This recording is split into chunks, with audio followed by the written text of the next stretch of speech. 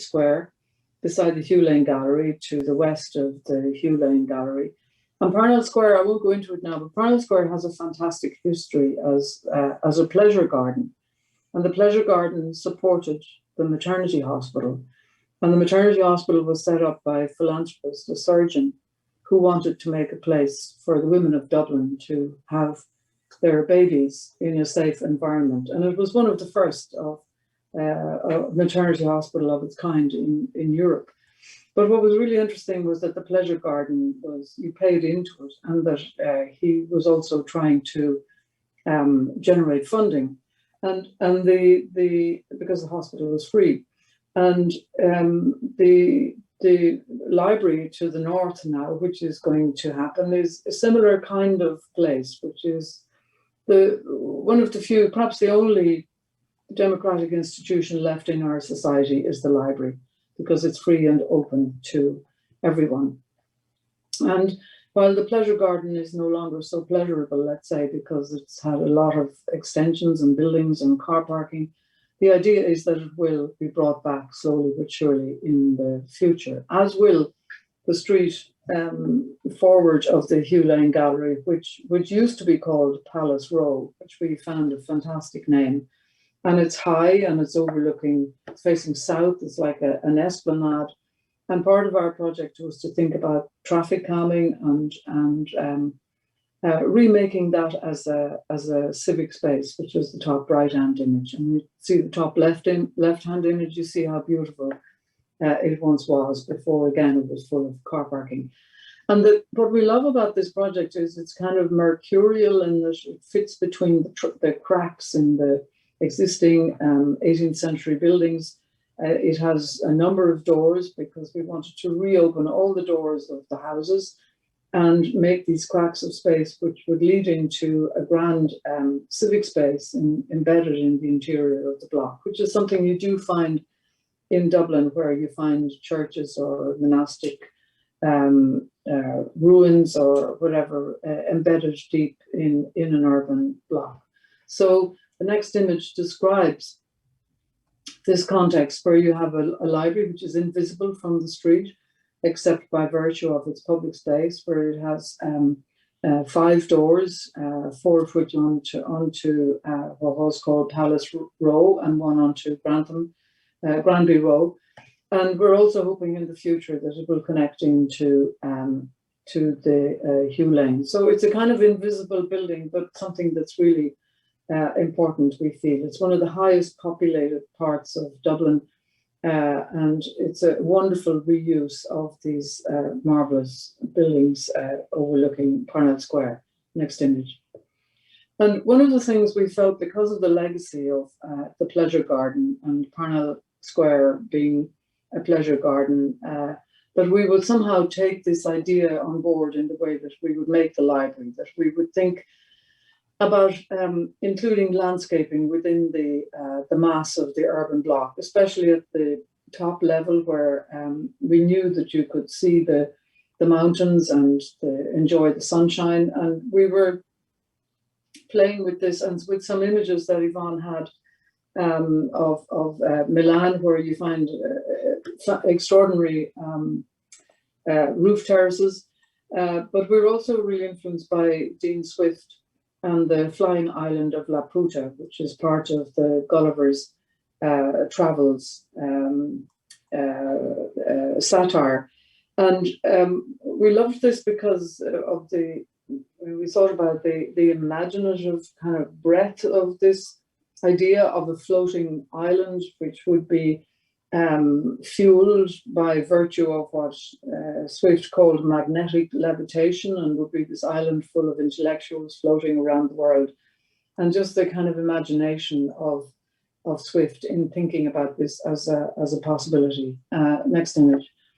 And that influence, that top right sketch was an idea about how we could lift the library up into the sky and make a civic space behind the 18th century houses, and really that the houses will be looking into an internal urban space, let's say, of the scale of City Hall, which is 15-meter square dome and about 20-meter square circular space. So we had this scale of space in mind when we were thinking about how we could make the library feel like a really grand space. And what was also interesting is that the little rooms of the grand rooms, but relative to the space we've made, the domestic scale of those rooms are places to retreat for reading, for quiet, for writers in residence, for special collections, for it's a wonderful brief that Dublin City Library Group have given to us. And that then, in contrast with that you would have the Grand Hall, and pushed up in the air are the spaces outside of the lending and reference room, where it would be to do with music and special places for teenagers, and a garden embedded in the pathway to the sky. And then a number of the houses had their roof already removed, and so we were able to transform those into a south-facing terrace, which overlooks the city, which would be a marvelous thing. So we were bringing the old together with the new, and making this glazed space, which would take light down at the junction of the two.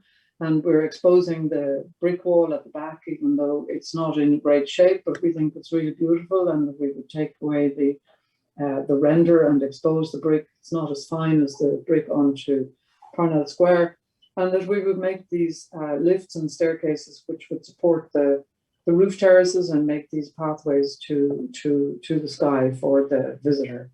The next image.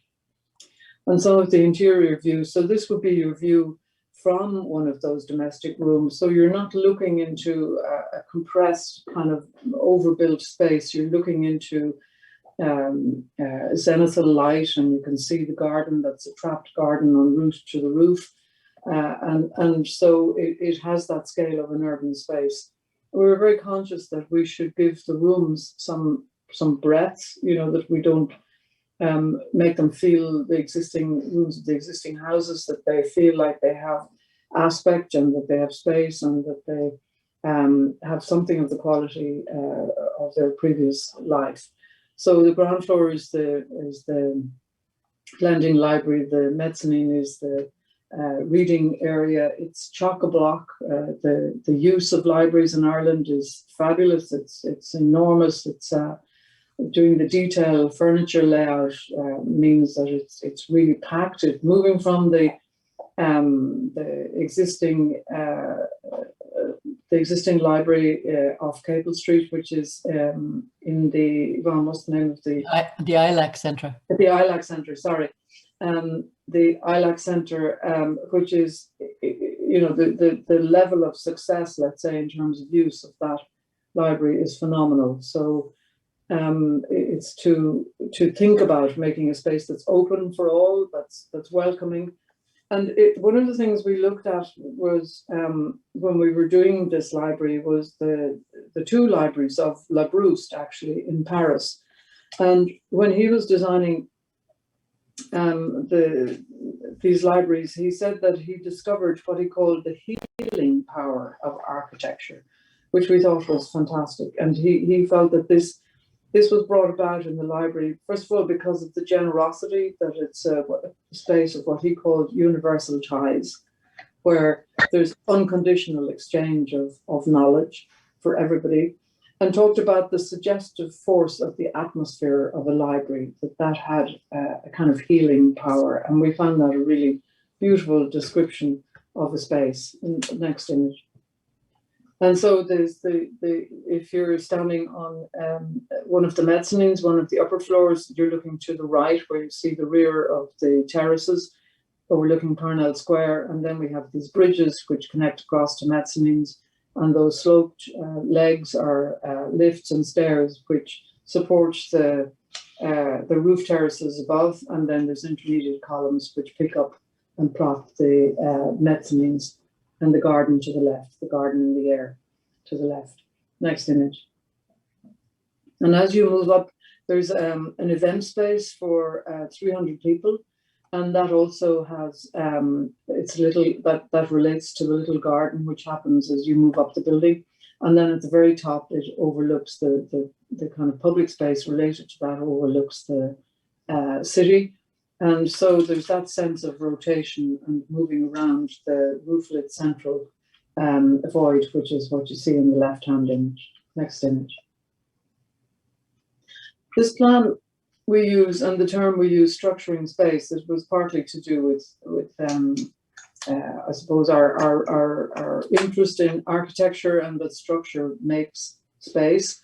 It sounds awfully simple, but it's just one of the discoveries of all our years that if you make a structure that is about space making, well then that's what happens. The structure makes the space. But we also use this in relation to this plan of St. Gall, the amazing drawing of the 9th century drawing. And what we love about it is how it draws you into it. It's like looking at a Nolly plan or something, or looking at some of the old maps of Dublin, where you see all the gardens drawn behind the houses. You can almost see what vegetables and flowers people are growing in their back gardens. And Yvonne showed the map of Korea, and you could call the von Humboldt section, it's almost like a vertical map. And mapping is terribly important in our view, especially if you find a way of making a story of it. But what's wonderful here is this is a monastic model, which again is a timeless model from our point of view, not just as a place of religious pursuit, but as a carrier and a protector of culture and of learning. But what's wonderful about this plan is the multi-use which is shown. There's churches and there's houses and stables and kitchens and workshops and a brewery and an infirmary. So it's a self-sufficient place, and it just reminds us of the kind of monofunctional, compartmentalized society that we're living in, and how rarely one gets a chance to make a kind of conglomerate, these unexpected adjacencies, especially with animals, with human beings, and the sacred with the profane, let's say. And the next image. And that was one of the joys of doing the project at the Kingston University, because this is called a townhouse. And the idea was that it would be a place of welcome for all the students of the university, that it wouldn't be owned by any one faculty or any one department, and that it would be an outward-looking building which would draw the community of the university into its spaces, but also would be of use, would attract the community of Kingston. And what they've done is they made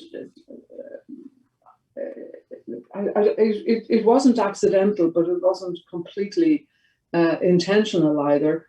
What was nice was the democracy of thinking led them to make a library, and together with the library to have experimental teaching spaces, which would be like studios in a school of architecture, and to have dance studios, including urban dance, which all you young people know how loud that can be and breaks all the decibel limits allowed in any urban situation so often.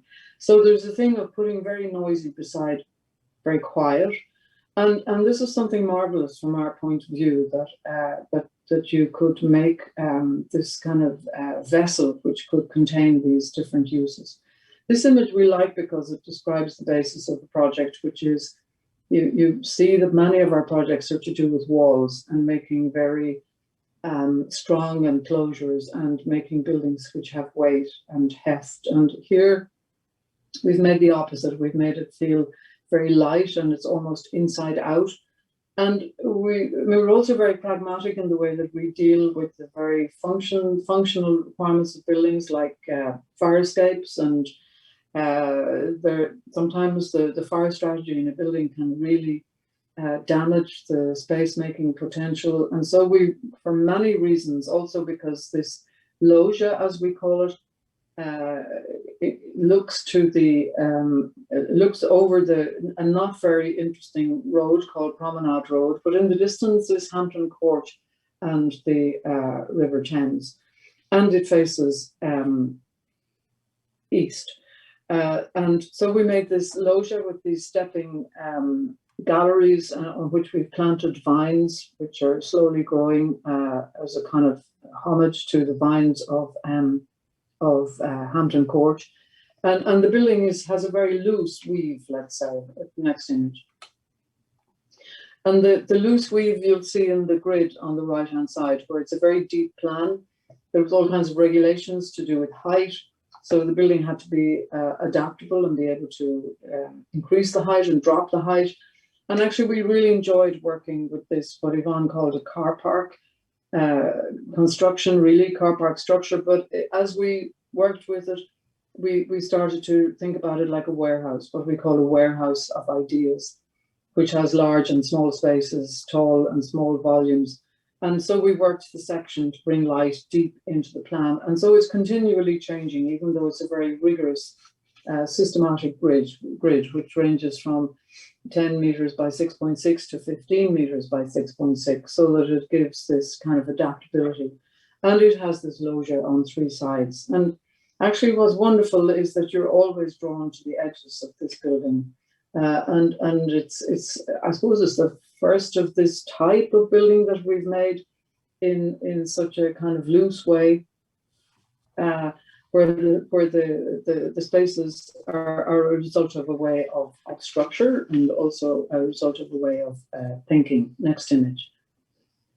One of the reasons why we won this competition was because we thought about the lecture space, which was supposedly going to be a black box, and we thought about that as being a courtyard, and that it would be the heart of the building, and that it would have access to light, and that everybody could see into it, so that you never missed a good lecture, or you always knew what was happening, whether you were a dancer or an intellectual in the library.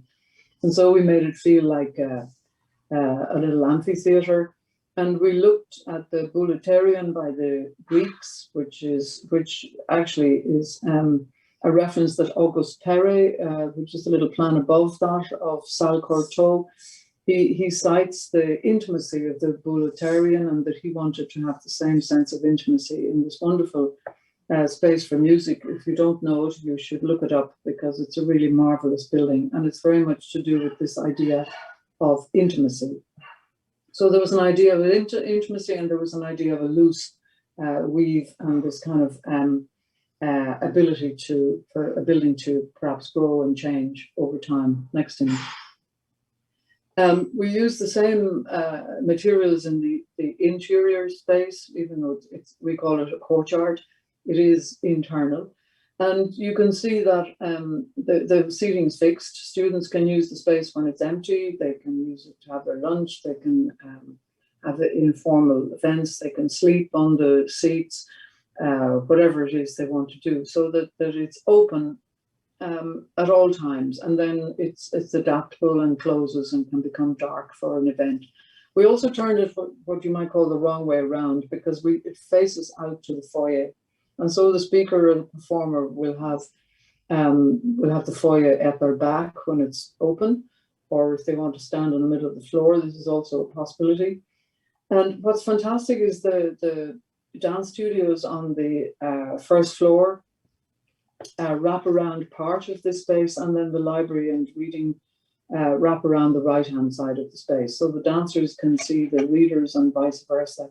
And the dancers appropriate this space and can leave their studios and use the steps as part of the entry for a performance or something. And it reaches right up to the upper level. So it really is the kind of heart of the building. Next image. And it might sound kind of obvious, but what was really interesting is that this building really pushed us in terms of thinking about the sound of space, not just in terms of performance, but in terms of the absorbing of noise. But when you want to have that level of interaction, the space has to have a huge quantity of sound absorbent materials. And it's something we learned from the National Library in London, which is a wonderful space. You go in and it feels calm. And that's the way this building feels. You can actually feel the sound or the calmness of the building by virtue of this pressure on us to deal with noisy and quiet. And what's lovely is the way that dancers can wander in and out and people sit around in the space. So it really is a very reciprocal kind of arrangement between the two uses. Next image. And then the similarity of the language within the image on the left, just showing you that vertical connection right through the building, and the image on the right showing the welcoming loggia and the bus stop and the widening of the pavement, and it being very welcoming to the citizens, and really making a civic space out of what was a really mean, unimpressive pavement or front door to this important university. And what's lovely is the way the scale of the loggia changes. It's not ground based and then first and second. It's steps relating to the spaces that happen within it, and students can appropriate those terraces and walkways as they wish. Next image. That Kingston was the first building that we completed in, we ever won in London. And this is the second competition that we've won in London, which is for the London School of Economics, overlooking Lincoln's Inn Fields, which is quite different to the Kingston project in its location, in its context, in its brief. And as I say, it's 55-metre frontage. This John Soane Museum is behind us, the most wonderful building, which we love. It's a very challenging space to occupy in a way which is appropriate and elegant. And one of the things we thought about, because of the nature of the buildings that already exist in the square, where it seems like they're independent buildings, starting with Lincoln's Inns on the left, and then there's a brick building, and then there's a stone building, and then it builds up to Kingsway, which is a different scale on the just beyond where Yvonne's cursor is, beyond that building to the right-hand side. And we started to think about this as being like a palazzo. And again, incorporating landscaping and gardens into the mass of the building, which is something we think is really important. We were also very concerned with the fact that this building faces north. And a bit like IMT, which Yvonne described, that it's very important when we think about the way that we make surfaces onto streets, that we think about warmth or light, or that sometimes the light can come through, or that you can get a sense of the light being trapped within the spaces that you're walking past, in the way that Shalita seems to manage to do in his sculptures, that the daylit space that you're looking into somehow animates the street. And going back to the Manuel de Sola Morales thing about the sensation of city, it's not just about composition and proportion, which are hugely important. It's about the life of the edge of a building and how you feel as you walk past, even if you never enter. Next image. And one of the big challenges in this project was that there's a requirement. The top left-hand plan shows this big grey rectangle, and that was the requirement for an enormous sports hall at the lower ground level. And then above that, for much smaller spaces, and there's the entrance level, and then above that there are smaller spaces which are lecture theatres, and then the smallest become research offices. And so this structure has a very particular quality, where we found this building literally 2 minutes down the road in Lincoln's Inn, which is Lincoln's Inn Chapel, and the undercroft of Lincoln's Inn Chapel has this wonderful form, and the chapel is above, but you don't understand that there is a chapel above when you're in this space, and you find the staircase, and you go up to the top of the staircase, and then there's a door into a chapel, and it's a beautiful sequence that there's no door on the ground floor, that it's open. And there's a philanthropic component in this project, where one of the funding comes from it's called Paul Marshall. It's called the Marshall Institute, and he's also initiating a department of philanthropy and entrepreneurship on this in this building. And we thought that and this space, the Lincoln's Inn, Undercroft or Lincoln's Inn Chapel, was a space where, sad as it is, that unwanted babies of London would be left here by the distraught mothers, and they would be taken in and looked after by the legal confraternity within this organization. And so we thought that, given that there's this air of philanthropy about this project, that there should be something that this building gives back to the city. And so we thought about the transfer structure between the huge sports space at the -1 level and the smaller scale spaces up above, that you would move in that transfer structure. And that's what the Great Hall, what we call it, the ground floor, became. Which are these green columns with big diagonal beams, which support the 5, 6, and 7-story building up above, and that you would move within the space, and you would feel the kind of forces of gravity bearing down from above. Next image. And this was our no, this wasn't our competition image. It's similar to it, but it was an image developed later based on the actual structure. The structure is on the diagonal in plan to make this easy connection between the kind of almost medieval-like streets behind, and then it's like the kind of shoreline between the city and the openness to the park. And then we've made this hole in the roof of the Great Hall and brought a staircase, a big winding stair, which is capable of accommodating 400 students to, not all at the one time, obviously, but that the occupation levels of the first and second floor, where there are lectures and study areas, is that number. And we didn't, just like the Lincoln's Inn Chapel, we didn't want students to have to go through a door or into a stair lobby. Somehow you could bring this thread of space which would connect the city up to the upper level. Next image. And that space, sorry, the ground floor, we compressed all of the program of the primary program of the building, so that the Great Hall at ground floor could be more or less free of program and could be an adaptable space used by the citizens of the city as well as by the students. The next image. And this is on site. It's due for finishing in August. And this fantastic stair made by a wonderful workman is the grand stair which leads the students up to. It took an enormous amount of work to make a stair of this scale, not just from a structural point of view, but from a safety point of view, to make a spiral stair safe for large numbers of students to navigate is a huge task in itself. And Shane Tuig in his office worked almost full time for a very long period to make this staircase. It's like a building in itself, in a way. Next image. And then that feeling as you come to the top of the stairs, where you have the tree-like structure, which at one moment punctures right up into the upper realms in order to make this visual connection, and the tree-like structure reaches up to support the lecture rooms and the offices up above. Next image.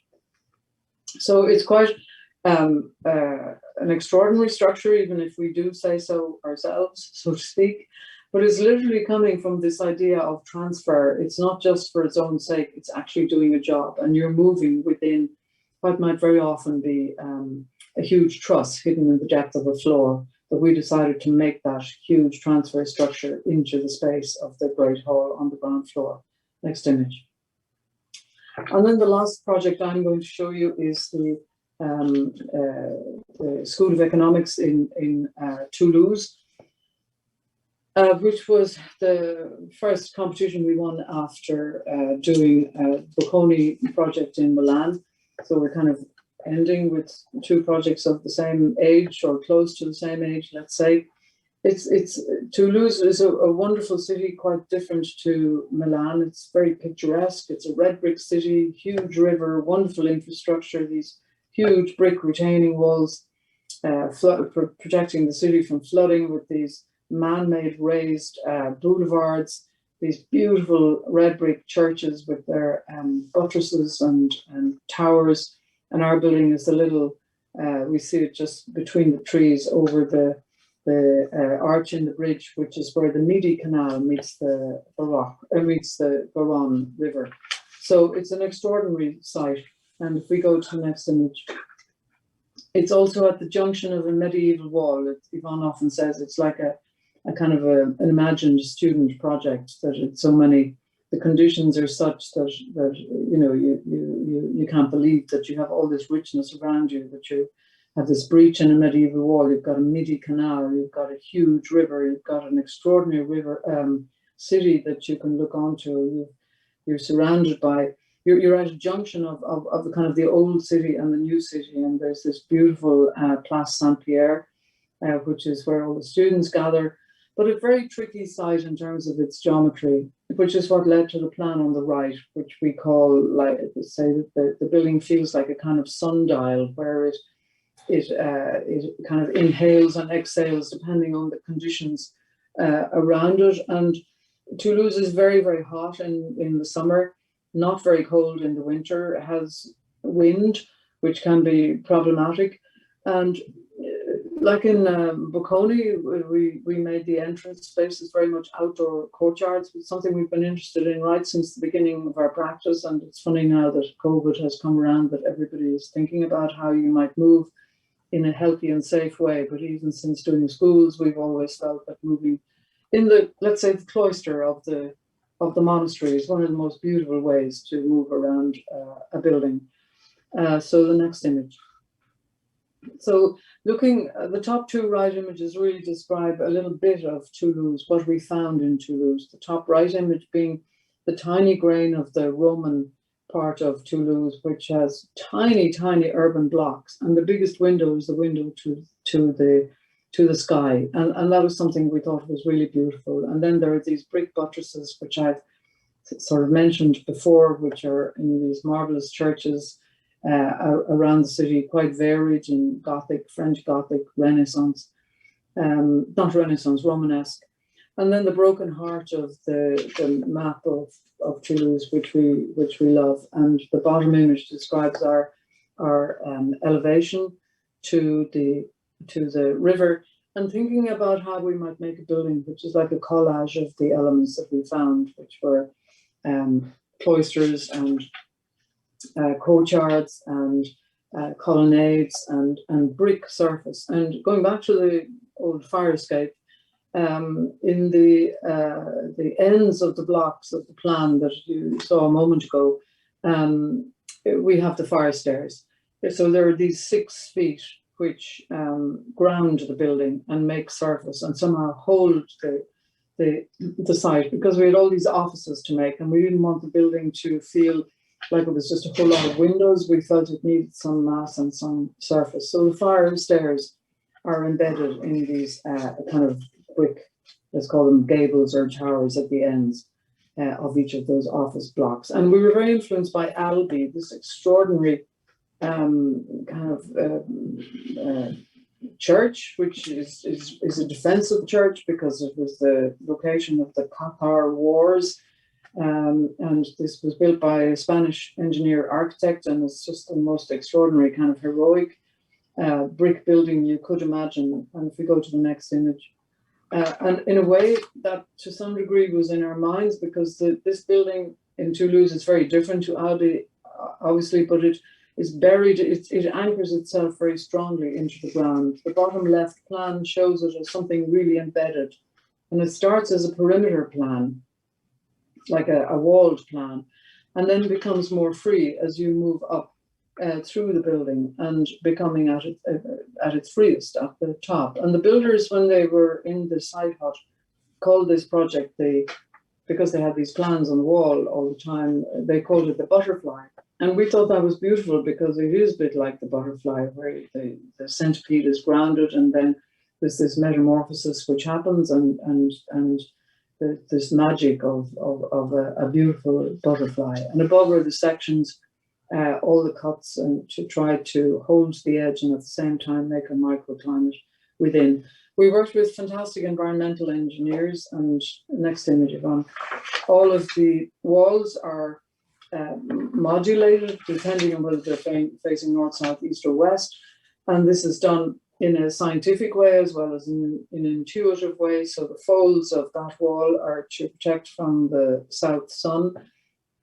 The holes in the image on the left is calculated to deal with the smoke emission needed in case of fire. And you see this cloister starting just beyond the medieval wall, and it disappears into a fire stair and then reappears at roof level. So it's this kind of weaving of external spaces and semi-internal and then fully internal. Next image. We've used brick, which is the same brick as the medieval wall, and it's supplied by a brick company about 1 hour from Toulouse. It's wonderful because we were able to get the same size brick as the medieval wall, the same mortar mix. We had to make the joints smaller because of current engineering codes. The joints in those brick are about 20 millimeters, which is a big joint. I mean, a normal joint in Ireland would be 6-7 millimeters. And we came as close to the medieval wall as we could without touching it because it's protected. And this reminds us of the painting of the Georgian corner in Dublin, and the way that Elizabeth Bowen talks about the brick being like sealing up the juice, like an unopened orange that seals up the light. So the next image. And then you see that cloister coming along. They had these wonderful things called cocktail terraces between lecture theatres. The lecture theatres, unlike Bocconi, are lifted up and form these big solids between which we make terraces and big windows, which choreograph the views of the city. And then the sky cloister, the cloister reappears and connects the professor's lounge to the rest of the building. And then on the right-hand side, there's this marvelous feeling of students standing in this grand inside-outside space. It's a microclimate protected from wind and rain, but you're always connected with the world of the city beyond, which is something we feel very strongly about, that whole connection between with place and connection between inside and outside worlds. Next image. And then the way that the cloister weaves its way around through from corridors to cloister to corridors again, or through these vertical staircases. And it's actually a very tight plan, and it has this centrifugal feeling because you're rotating around this kind of anchor space in the middle. And you're always drawn towards the middle of the organization, and you're always looking through outside and inside spaces, and it's something that we're really excited about, the way this building has manifested itself. Next image. And again, that sense of the big auditorium on the right-hand side. There's actually offices on the left-hand side which look towards the city. The way that the cracks in the volume trap the domes of that's actually was an old hospital, and the big river beyond, and how effective that is in the experience of the building. Next image. And then the window to the sky is made with the sky cloister, which is referencing back to the little photograph of the urban block in the Roman part of Toulouse, and it has to be defensive because it's a city, but at the same time it has to be welcoming, so that it's gated at night, but you can always see into the heart of the building. And just to finish up with that thing of place and language, and if we go to the next image, Yvonne, and how we're so happy to be working in our own city. Again, we're just finishing we don't have photographs of the ESB headquarters on Fitzwilliam Street, and doing that project was hugely important for us in learning just simply about when you look at the walls of Dublin and how organic they are and loose. Everything's the same, but everything is different.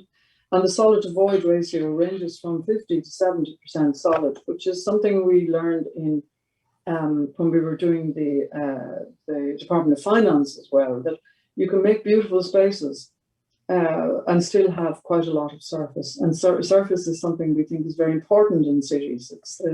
It's the surface that you move past, but it's also how defensive the 18th century houses are, and yet how welcoming they are. And it's something that we've learned so much from this city. And the more you look into your own city, the more you understand architecture. Next image. And just to finish with the final image, which we used when we were receiving the Royal Gold Medal, because the second person who ever won this medal was Luigi Canina, an Italian architect and archaeologist.